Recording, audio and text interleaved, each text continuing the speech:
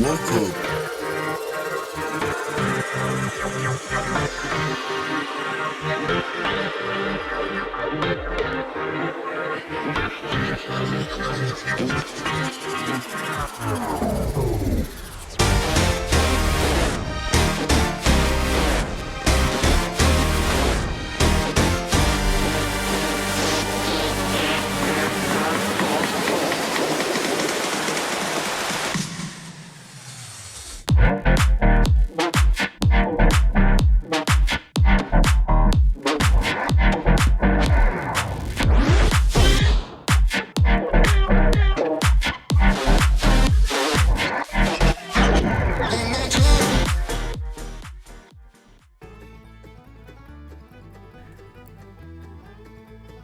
Welcome to the Everything Podcast.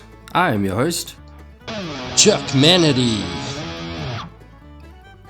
And in today's episode, we are going to be covering Game of Thrones, A Night of the Seven Kingdoms. So as usual, what we'll do is I'll give you some interesting info about it. We'll watch the trailer together and I will give you my thoughts. So without any further ado, let's get into it. So A Night of the Seven Kingdoms is an upcoming American fantasy drama television series created by Ira Parker and George R.R. Martin, a prequel to Game of Thrones 2011 to 2019. It is set to be the third television series in Martin's A Song of Ice and Fire franchise and is an adaptation of the Tales of Dunk and Egg novellas. So the basic premise, a century before Game of Thrones, Sir Duncan the Tall and his squire, Egg, wandered through Westeros while the Targaryen dynasty ruled the Iron Throne, and dragons were still remembered. Great destinies and enemies await the incomparable friends. I'd say incompatible, maybe. Anyway, that's what the article says. So, basically, as far as casting is concerned, we have Peter Claffey, and he's going to be playing Sir Duncan the Tall, or Dunk. He's a hedge knight of Lowbourne. So yeah, he's been in a few things, a few bits and bobs, like Wreck, Bad Sisters, small things like these. Vikings Valhalla, that's a series from 2022 to 2024. Then we have Dexter Sol Ansel, very, very young actor, by the way. Yeah, so Dexter Sol Ansel is Prince Aegon Targaryen, or Egg. So it's a child whom Dunk chooses as his squire. But yeah, he's been in one or two things, actually a lot for his age. Emmerdale, The Moor, Robin and the Hoods, and then now, of course, A Night of the Seven Kingdoms, I beg your pardon. And then we have Finn Bennett. And Finn Bennett is going to be playing Prince Aerion, Brightflame Targaryen, and yeah, he's been in quite a bit of things. Domina, Banquet, True Detective, Hope Gap, Black Doves, True Detective. So yeah, quite a lot of different things. Then we have that would be Bertie Carvel, and yeah, he's actually going to be playing Prince Baelor Breakspear Targaryen, and yeah, he's been in a lot of stuff too. Dr. Foster, The Sister, Babylon, and then he's actually going to be playing in the new Harry Potter. He's going to be Cornelius Fudge, which is pretty interesting. So yeah, a lot of stuff he's been in. The Crown, quite an older series there. When I say older, it finished I think in 2023 as far as I know. Yeah, and then we have Tamsin Crawford as Tanzal, a Dornish puppeteer, and she's been in Swift Street, Tiny Beautiful Things, and that's, well, there's others, but they Alexander Goetz Fanta Sunsets. So I haven't really heard of a lot of these, a lot of series that obviously I've missed or haven't seen. Then we have Daniel Ings as Sir Lionel Baratheon, a knight known as the Laughing Storm and the heir to the House Baratheon. So yeah, but Daniel Ings has been in The Gentleman, Lovesick, I Hate Susie, I Hate Susie 2, that's spelled T-O-O, Psychoville, and it says just Star Wars Starfighter 2027. So I don't want to confirm if I don't know for a fact that he's going to be in that, or if that's even going to come to fruition, that show. So we'll just have to wait and see, but I'll give you the info as soon as I do know. And then last but not least, we have Sam Spruill, and he's going to be playing Prince Micah Targaryen. That's Baela's younger brother and Aerion and Egg's father. Yeah, he's been in Taken 3. I actually watched that not too long ago for the first time. It's okay. I think the first one obviously is the best one out of that series, but it still wasn't a bad movie. So if you're going to go check it out, it's quite a fun one. Mayday, Fargo, Sandcastle, being a lot of stuff. Valerian, so that's quite a big one. Yeah, but that's basically the cast. So without any further ado, before I get to that, beg your pardon.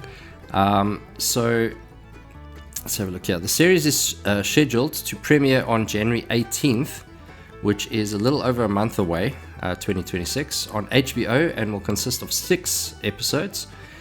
In November 2025, ahead of the first season premiere, the season was renewed for a second season, which is expected to be released in 2027. So it seems that they have a lot of faith in this, and I think they have all the right to be, as you'll see now in the trailer. So let's watch the trailer for Game of Thrones, A Night of Seven Kingdoms.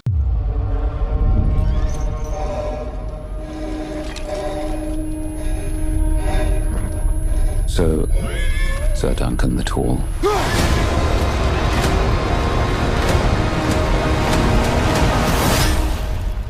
How good a knight are you? You'll see.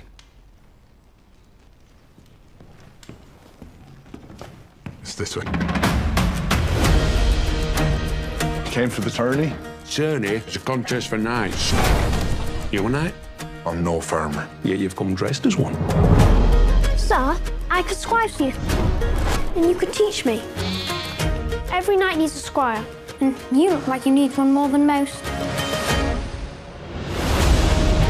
Sir Erland raised me to be a true knight, not with sword or lance, but with honor. And I swore that I would. What's this? It's a hedge knight, ain't it? What? It's like a knight, but sadder. We're not sad. If I could call myself a champion, some great house might take me into its service. Perhaps even House Targaryen. Targaryens, they're incestuous aliens and tyrants. Sir Duncan the Tall. Aerion would like your head. Maybe the gods figure this is what I deserve. Come on, little knight. And so, I ask you again, how good a knight are you?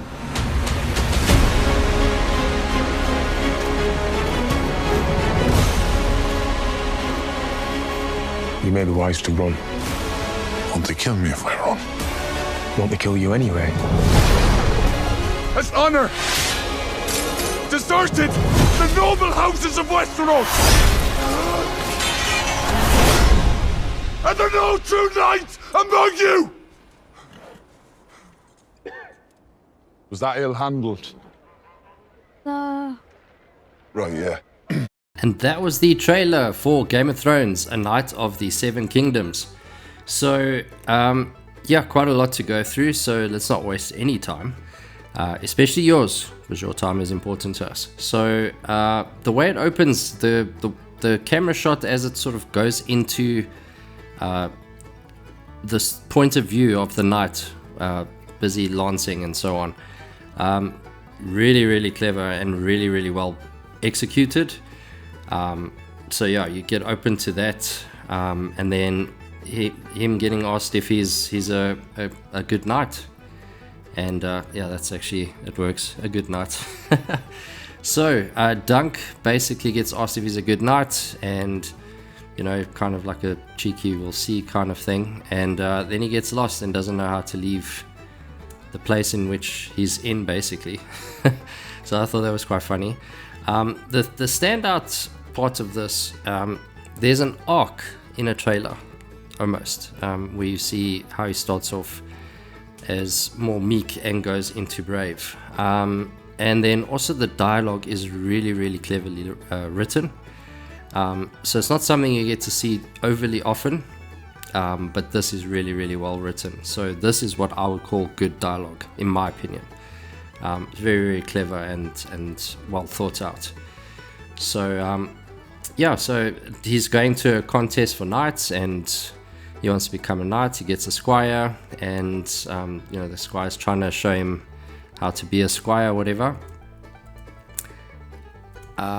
And the clever dialogue, when I say clever, just it's cheeky sometimes, like it's in different ways, but the way that it's executed, where the squire is kind of saying you need one more than most, it's not over explaining stuff, you know what I mean, and it's not just silly dialogue. It's put together nicely, and you can see that they've put a lot of thought into it. So yeah, so far I'm thinking this looks really, really good. You see him bearing Dunk bearing, which probably his father, I would imagine, or someone important to him. And the part that I thought was quite funny is the part with the two ladies with the hedge knight. So where she said, "Oh, what's it?" and then the other one asked, "What's a hedge knight?" She's like, "It's like a knight, just sadder." So I thought that was really funny. Yeah, and then there's a lot of different scenes and elements and whatever as it goes on, etc., etc. But it just seems to me like it's well shot, well written. I think this is going to be an enjoyable series. So yeah, and it looks like one of the Targaryens are out for blood for him for some reason. They don't really go into depth as to why in the trailer. So yeah, it's someone after him, and obviously that's where I'm talking about the arc, as I mentioned earlier. Is that arc is almost like completed, where he's been asked by, almost looks like a mentor of his of some sort, and in the beginning he asked if he's a knight, and then when he asked the second time, you see a lot more conviction, like, yes, I am. I love that. Yeah, the outfits are cool, the swords are cool, the armor's cool. It doesn't look like it's something that was bought at like a dollar store or something, it looks properly legit.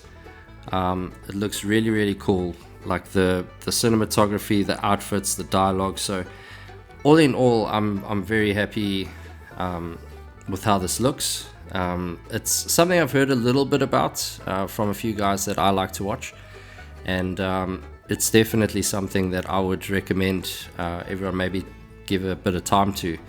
And I believe this is something that you don't have to watch Game of Thrones. House of the Dragon's a bit different, where you actually have to watch Game of Thrones to kind of understand a little bit better. This is more of a standalone, so if you haven't seen the whole of Game of Thrones, you're not going to be in the dark with this, because this is obviously a prequel. So people who have watched Game of Thrones will obviously know the Targaryens are, and etc., etc. But if you watch this, it's still something you can watch beginning to end and it be enjoyable.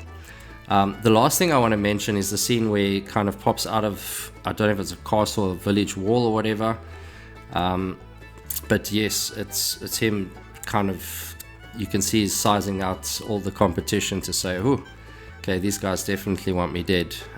So that kind of stuff, you don't have to say it. It's said already on screen. It's quiet. You just see him walking out, and you can see sizing up the competition, and you can almost imagine in your head that, sure, like either he's going to make or break this.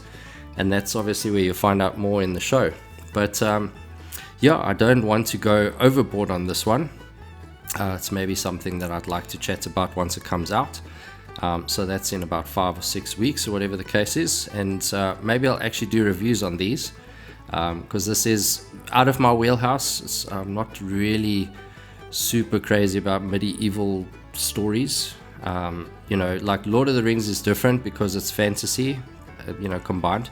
This is, you saw a dragon, but I'm saying this is very grounded, so it's not really in my wheelhouse, but this has definitely drawn me in, even though it's not. So I would say it might be worth our watch, people. That's what I'm thinking. Let me know what you're thinking of the trailer and today's episode. If you enjoyed it, please pop that in the comments below, as well as showing us some love by liking, sharing, and subscribing. But that is it for today's episode of the Everything Podcast, and we will see you in the next one. Goodbye.